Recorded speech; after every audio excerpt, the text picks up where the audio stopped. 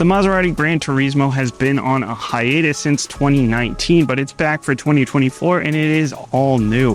GranTurismo means Grand Tourer, and this thing is a damn good Grand Tourer, and it has carved out a significant portion in the back of my brain, as this one is going to be living there for quite a while. As always, I'm going to go through this thing from the outside and talk about what it's been like to live with for the past week. Let's go ahead, take a look.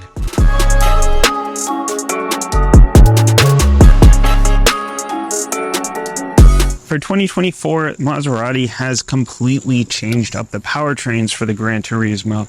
There is no more V8, unfortunately, but don't worry because this powertrain is phenomenal. There are two different V6 options as well as a 100% electric version of this GranTurismo.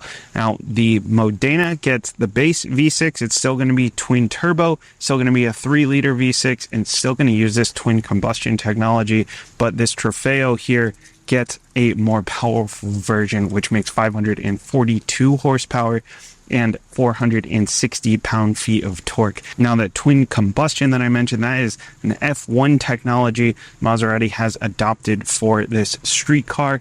It actually has a pre-combustion chamber, and it can essentially move that combustion to the regular traditional combustion chamber. I'm not going to get too deep into it because I am not that guy. Go watch Engineering Explained for that kind of stuff. But what it turns out to be is a phenomenal, very, very responsive powertrain. We'll talk about that a lot more during the drive. This is also essentially what is used in the Maserati MC20, this powertrain, except this is a detuned version of that one. That one is using a dry sump, while this one is using a wet sump. So that dry sump is going to be better for handling more power. It's going to be better if you're on the track a lot, whereas this wet sump is just going to make things a little bit simpler. And this is better for sort of your Grand Tourer and your more just street car here. Not that you can't take it to the track, but those long sweepers, you get some risk of oil starvation if you are taking this to the track. And this is going to be mated to a ZF 8-speed automatic transmission, which, if you have any familiarity with transmissions in the industry, ZF makes the best torque converter automatic transmissions, especially when it comes to performance-oriented street cars. And the only drivetrain option for this is all-wheel drive. It's going to be heavily rear biased. It does have torque vectoring. There is an electronically locking rear differential as well. Definitely a wonderful powertrain. We'll get into this a lot more during the drive. And as far as fuel economy, you're looking at about 23 miles per gallon combined. I'm averaging right around 17 or 18, so you're going to really have to stay off the throttle if you want to get up to that 23. But well worth it to keep your foot on the throttle.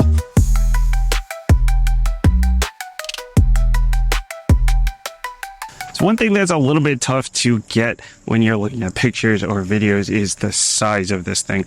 This is a big car. The LC500 is like 8 inches shorter than this thing. This is way bigger than a Mercedes SL. The SL63 I was just saying is way bigger than an F-Type, like by 1.5 feet. It's bigger than an F-Type R. It's a big car, so that's a little bit tough to get when you're looking at pictures and videos, but 195 inches overall and 115 inches on the wheelbase, so nice long wheelbase. Feels very, very planted all the time, and it rides wonderfully, partially because of that long wheelbase and partially because of the standard air suspension on this thing. I love these body lines from the side. It's got some great curves to it. You'll note with the Trofeo, it got this like gloss black instead of the chrome trim around here. You also have the carbon fiber side skirts here. With this one being the Trofeo, those would not be on the Modena.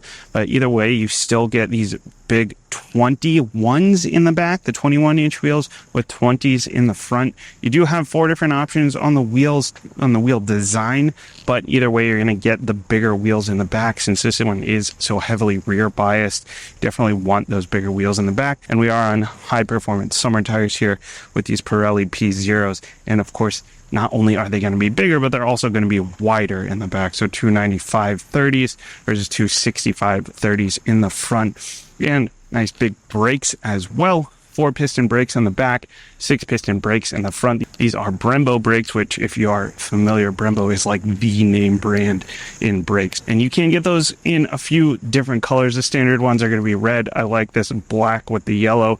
Personally, I'm partial to a blue car with red calipers. You can get all kinds of different fun colors on this. Wish this wasn't black so you could see the body lines a little bit better, but nice. It's just a wonderful looking side profile. You got the classic like Maserati look going on with these vents on the side, your Trofeo badge, of course. This one does have the full 360 view option on it. That's not actually standard, which seems a little bit odd, but that's why there's a camera poking down under here. These will power fold. You got the LED turn signal through here, and then you got your keyless access as well. Now, it's supposed to unlock when you walk up to the car, and then lock when you walk away. You can change those settings on the inside. There's also a button here to lock, and then if you grab the handle, it will unlock. Unlocking has been a little bit finicky. Like, sometimes you kind of have to stand here for a minute and then push the button and then just like give it a second and then it'll unlock. But most of the time it's worked fine. It's just been like a handful of times where it's been a little bit finicky. And then of course these will power unfold when you get in and go to drive off. Those are auto dimming as well, heated. Of course, you expect that at this price point, but really surprised that this 360 camera is not standard. Get real low here for the front end. Gotta watch out for scraping definitely on this splitter. Somebody really messed up the front right end over there. But the splitter, the front end here in general is going to look a little bit different if you get the Modena again, because this one's like the more sporty, more performance version of this. You get the carbon fiber around here side. These vents over here are going to look a little bit different. This is functional venting over here, by the way, for your wheels and brakes. And then your front splitter here is going to look a little bit different. You do have active shutters inside of there. You got the front parking sensors going across here. And then that front camera, because this one does have that full 360 option on it. I love this contour down into here. That's very cool. And then these lights, you got full LED headlights, daytime running lights. These are going to corner with you. Definitely love to see cornering lights on any car, but especially this kind of luxury high-end car. Glad to see that those are standard. The lights are not super high up. They are very low. I mean, it's a low car, but in terms of visibility at night, I wish that we could get a little bit more height on them. But generally speaking, the visibility is still very good, and they will dip like when there's oncoming traffic or something. You have the option to have them dip so you're not blinding people in front of you. But nice looking front end, nice big 3D Maserati logo going on up there, and lots of functional venting. This stuff here is not functional, a little bit odd, but through here all very functional, of course, with those active shutters. And then through here, then you got these, like, I don't know what to call these, like front haunches where the lights go. Definitely a very cool looking front end. The back end here, I'm not super in love with this back end. I feel like it doesn't set itself apart as like a more exotic kind of car. I do love these haunches up here, but other than that, I feel like it has sort of like regular sedan vibes going on. But it's a decent looking back end, I guess. But you do have LED taillights here. You've got the quad exhaust, which helps make it pop a little bit more for sure. You get those big V6 noises as well. And with this one being the Trofeo, you do have this carbon fiber on the side here as well on both sides. And then we got the diffuser on the back, parking sensors across the back as well, and your camera here. And since this one has the digital rear view camera option on it, which we'll talk about in the interior, but that's your camera up there. That's what that one is. It's going to give you an unobstructed view to everything behind you. I'll show you that when we get to the interior. For some reason, hands-free liftgate is also not standard, but this one does have that option. Do have to pull the key out and double tap that, and you get 11 cubic feet of space, which is pretty decent actually. If you look at this, it's a pretty decent amount of space with a pass-through there, and you do have a 12 volt on the side here, and then underneath you got some tools and a fix-a-flat kit, because this one does not have a spare tire. And then since this one does have that hands-free, you just push the button to close as well. No remote start on here, interestingly enough, just a lock, unlock, and then double tap to open that. And then you do, of course, have your physical key, not spare key, your physical key inside of here in case your key fob dies. You can still get into the car with that.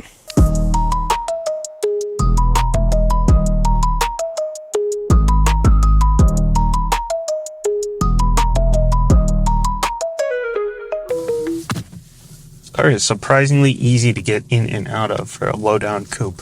This interior, it's done so beautifully for the most part.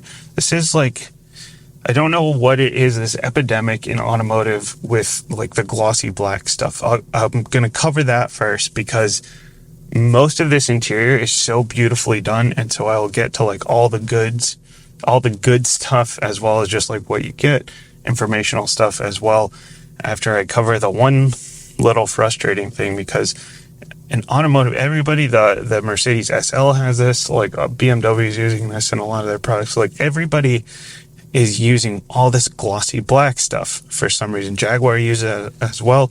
Like the steering wheel buttons here, stuff that you interact with all the time in a high-end car. Like, why is this stuff glossy black? What happened to good old like metal, nice feeling switchgear, the locks and the doors, the window switches, and then the transmission stuff here? Everybody's doing their own thing with the transmission selector. Fine, you want to do a knob, you want to do a gear shift, you want to do a column mounted shift, you want to do buttons, whatever. Like, all that stuff is easy to get used to, but why is it like plasticky? This is something you touch all the time, every single day, multiple times. When you get into this car, you're gonna have to change the gears, and like hitting this cheap plasticky buttons just takes away from like the high-end experience. The SL I was in, $200,000 car, touch capacitive haptic stuff all over, and glossy black. This one, $200,000 car, this glossy black plasticky, not great feeling stuff. Plus, if you don't hit the buttons hard enough, then it doesn't take. So like sometimes it'll feel like you're hitting it, but like I didn't hit that hard enough. Now I'm not in reverse, I go to drive, I'm moving forward. That's a little bit dangerous. Outside of those things, it's beautifully done interior. You notice like all the perforation all around, and the herringbone here, and the blue button on the steering wheel. Those are specific to the Trofeo. But generally here, just everything is just so nice. You got this nice leather wrap steering wheel, nice leather wrap dash with beautiful stitching through it. The clock here, it looks elegant, it looks nice, but it's also functional. It's not just a clock. This will have some of your like mobile phone notifications through it. You can actually use this as more than just a clock. That is just a clever little feature.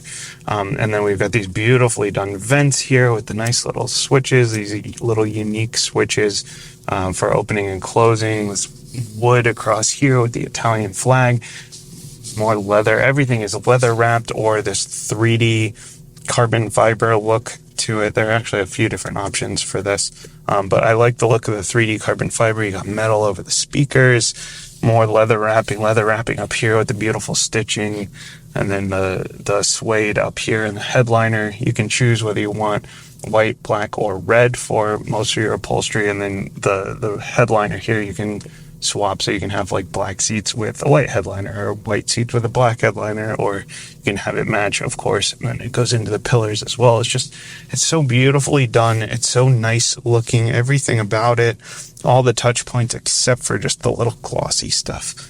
And I know a lot of people are probably going to complain about the screen here. Honestly, I think that the screen is very well done in this car as well. You know, so many automakers are just like tacking on a big rectangular tablet, or they're putting a screen like all the way across, and it's just a little bit too much.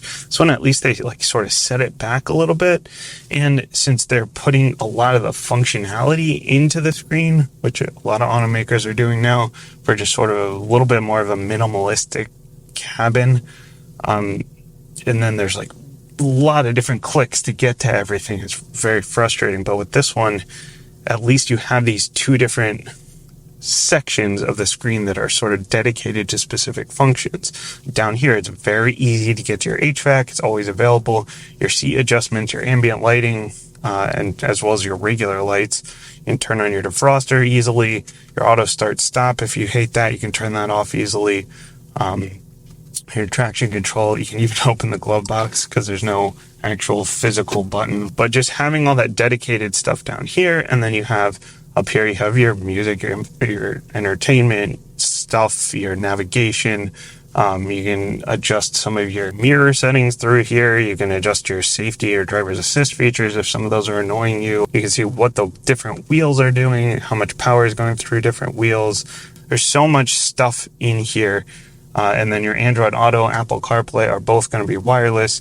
Those are both standard, and they have worked very well. I've used Android Auto this whole week and had no issues with that at all. A couple notes about some of the stuff in here. Your seat settings, there's a mixture of seat settings in the side of the seat here. There's buttons on the side of the seat, and then there's also some settings in here. All your memory settings are available in here. Like if you have 3 different memory settings. You can adjust your thigh extenders. You can adjust the side bolsters. You can do that through here, or you can adjust like your standard up, down, back, forward, and your lumbar support through the side over here. But I love having adjustable bolsters. That's like one of my favorite things in a car, because everybody's a different size and you can just make it just the way you like it. You can actually totally customize how your home layout is. You can drop in tiles, you can move tiles around. It's a very nicely done system. It's one that they use across all of the Stellantis products, but it works very, very nicely. And then down underneath here, we have wireless charger that has worked great. I haven't even had problems with my phone overheating or anything. It charges very nicely. Got the frameless mirror that looks really beautiful, and then this one has the digital mirror option as part of the tech package. It'll give you that completely unobstructed view to the back that I mentioned. But honestly, the visibility in this is very good. It's like coupes typically have the worst visibility of all, but sedans usually have okay visibility, and this even has better visibility than most sedans that I've been in. So really, really nice visibility. So the digital mirror is not like a must-have in this car, but it is nice to have that totally unobstructed view. You got this nicely done digital gauge cluster with a handful of different pieces of information you can cycle through. And then there's like a more focused mode when you go into your Corsa drive mode, or just like your race mode. You can look through performance data, your tire pressure, your regular sort of trip stuff, your fuel economy, your sort of standard stuff, plus some sort of more performance oriented stuff. This one also has the heads-up display. That's part of the Tech Assist package, which is where the digital mirror comes in as well. Honestly, this is one of a couple of heads-up displays that I've experienced that I have actually turned off completely. Most of the time I leave it on because it's fine. It just shows your speed. Sometimes it shows your speed limit. This one does, but even when you're not running nav, it has this giant map and it's constantly changing, and it's showing you through the map. So it's showing all the roads appearing and disappearing and showing you on the road. It's just a little bit too much. It's a little bit too distracting. So I just totally shut that off. Steering wheel here, it does have these nice big metal paddle shifters. These are column mounted. So this is the first car I've actually been in where it's had column mounted shifters instead of mounted on the steering wheel, which I thought would be a little bit troublesome. If you're going through corners and you're here and you have to shift, then it might be a problem. But I do see how if you're all the way turned, you still have your bearings on upshift versus downshift. In the whole week that I've had this car, I've never had a time where I was here and I needed to shift. So really not as big a deal as I thought it would be. And they're so big that they're easy to grab. They feel great as well. Your drive modes are also easily accessible here on the wheel. And you can change your sport suspension as well, nice and easily. But you have your 4 different drive modes for your comfort, your GT, your Corsa, and your sport. Nice big blue engine start-stop button. It took me a minute to find that. I'm so used to having the start-stop button over here or over here. This one has the sport pedals option, the aluminum sport pedals with the Maserati logo on them. They feel great. These seats here, if you don't like the embossed Maserati logo, you can also get an embroidered one. The ventilation here, actually, so these are heated, they're ventilated, and there's a heated steering wheel. And only the heated seats and the heated steering wheel are standard. The ventilated seats are not standard, which I thought was a little bit odd. At this price point, it seems like ventilated seats probably should be standard. But I guess if you're somewhere where it doesn't get that hot, and then maybe you don't need them, but it seems like that should be standard this price point, and that's adjusted through here. And then there's the back seats. The back seats are actually usable. I mentioned that this car is much bigger than a lot of other Grand Tours. The back seats, you can't, like, I can sit behind myself at 5'7". So I know I'm not like the tallest person in the world, but most cars like the LC500, I was so cramped. My head was like sideways. My feet didn't really fit.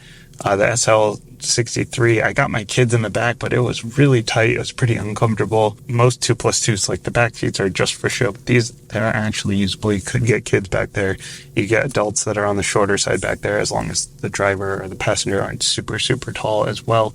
And there's actually okay headroom. They've got their own cup holders. They've got a USB-A, USB-C. They've got their own vent back here as well.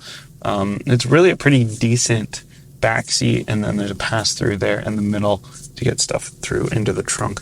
One other option that this car has that I didn't mention is the sound system. So you get this, again, I'm going to butcher it, Sonus Faber. It's an Italian word, and I am very much not Italian in any part of my family, even going way back. So I'm sure that I butchered that. But there's a 14 speaker sound system that's going to be standard. This one has the 19 speaker optioned for an extra $4,000. It's supposed to be like a 3D surround sound system. I don't find it to be like super immersive. I don't think that's like the most crystal clear audio that I've heard. I don't know that it's necessarily worth that extra $4,000. Like if it really felt like an immersive surround sound system, it might be worth it, but I would probably be fine with the base sound system. So generally speaking, the interior, it's a beautiful interior. The materials are very nicely done. It's just a couple of things, like the heads-up display is not necessarily worth it. It seems a little bit odd that ventilated seats aren't standard, and then there's all this plasticky stuff.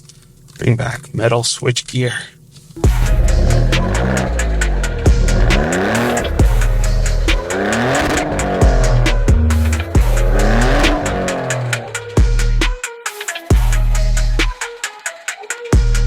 As always, I've been driving this car around for the last week. I've been daily driving it to work, mix of city and highway, as well as getting some like good spirited drives in. The other night I got to go out, and there was nobody out on the road, and it was just nice twisty road. Really got to push it a little bit, and it only gets better. Like, it took me all of 5-10 minutes to fall in love with how this thing drives, and then over the course of the week it only gets better. Once you start to push it a little bit more, it only gets better.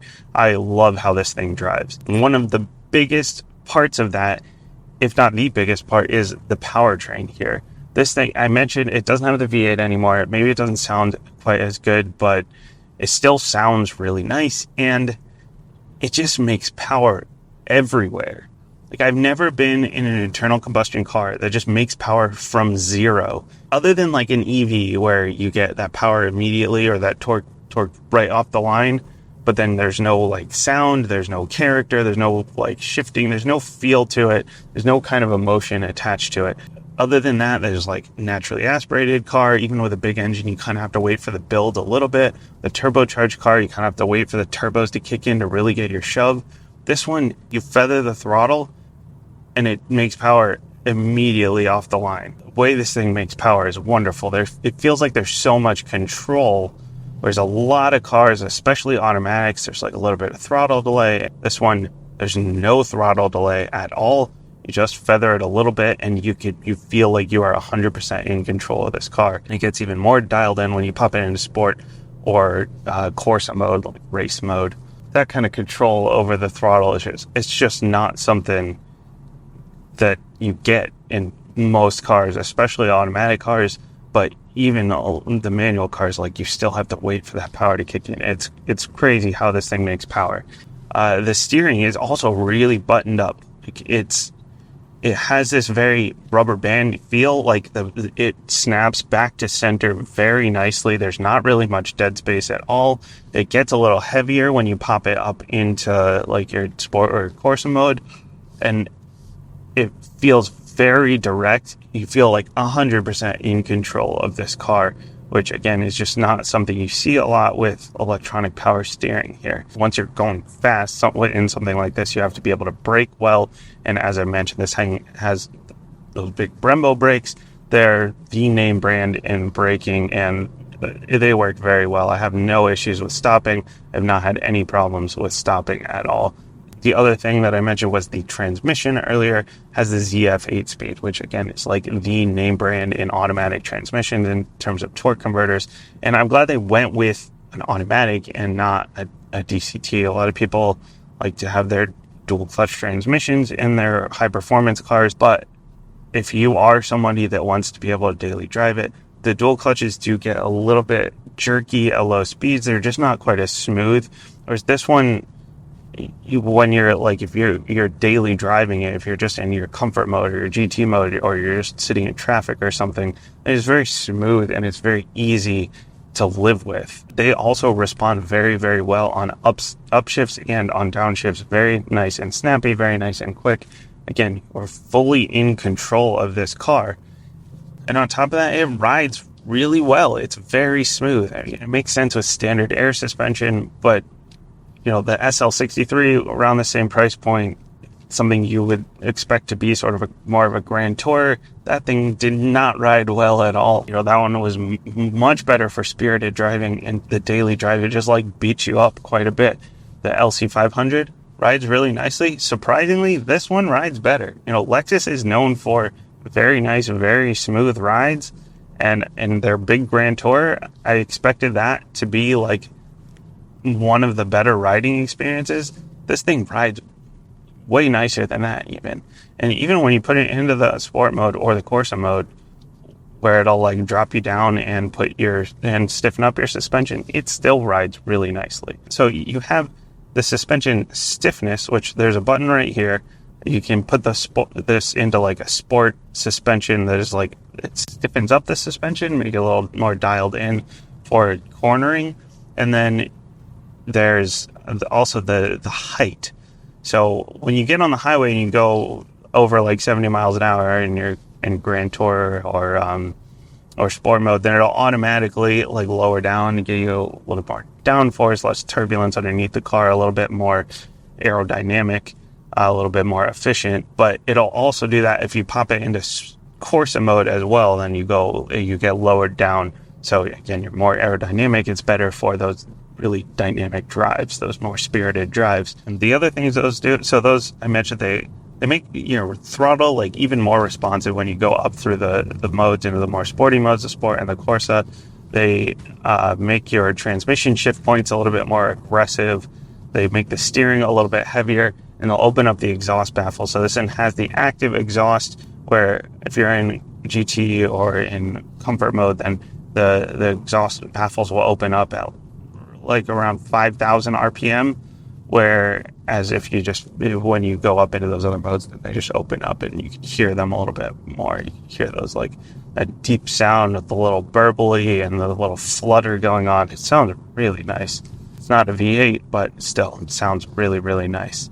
Now, the only thing that kind of hurts it dynamically here is it's heavy, but for something that's this size, it's actually really not. So it's right around 4,000 pounds, which is less than the LC500, which I mentioned is much smaller than this. It's less than the SL63, which is also much smaller than this. It weighs right around the same as like an F-Type R, which again is also much smaller than this. I mentioned like lightweight seats. They used a lot of aluminum. There's like 65% of the car is made out of aluminum to keep the weight down. And then it does have like a very long wheelbase. It's low and wide and long. So once you get into like the very sort of tight technical stuff, then it's not quite as good at that stuff, just because of the weight, the momentum, and then also the long wheelbase. It doesn't have rear steer, so this is a car that could definitely benefit from rear steer if you are doing a lot of but you know, that's not really what it's made for. This one really, it's a Grand Tour. It really shines on like twisty but not super tight technical, and then it's so easy to daily drive or to take on a long road trip. You could take this, you could just cruise on the highway and saw miles in this thing. You have to be kind of careful if you're not using the cruise control, because makes power so easily. You can very easily get up into triple digits without even realizing it. It's smooth, it's quiet, it's comfortable, it's so nice to live. Well, it's quiet outside of the engine noise. The engine noise sounds great. Outside of that, it's very quiet in here, surprisingly quiet. It's just so comfortable and easy to live with. It does have great visibility as well. Like these 2+2s always have the best visibility when it comes to coupes because nice long doors for people to get in and out of the back.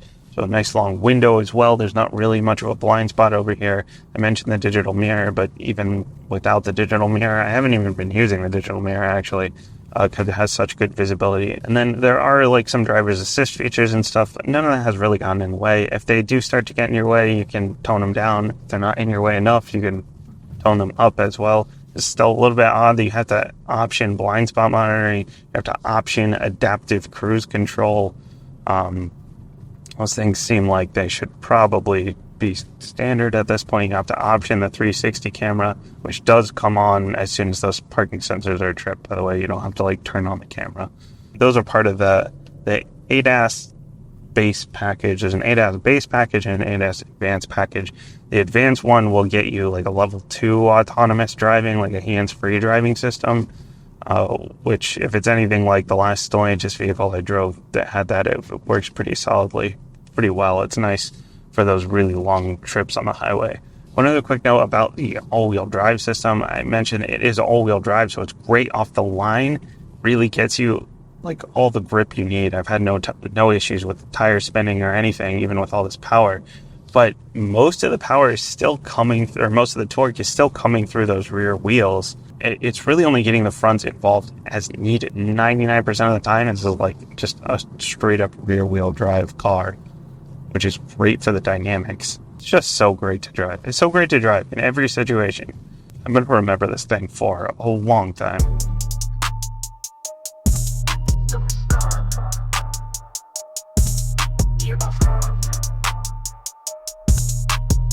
At the end of the day, the Maserati GranTurismo has Grand Tour in the name. It better be good at that, and it is damn good at being a Grand Tour.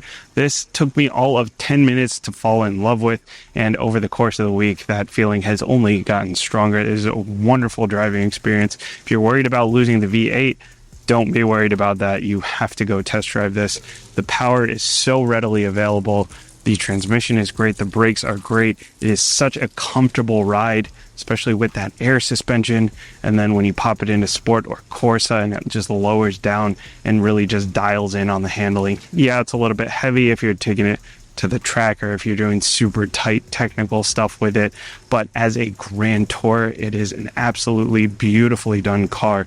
There are some little nitpicky things, like it seems like some of the options on here should probably be standard at this price point, and all the glossy black stuff is so frustrating on the inside.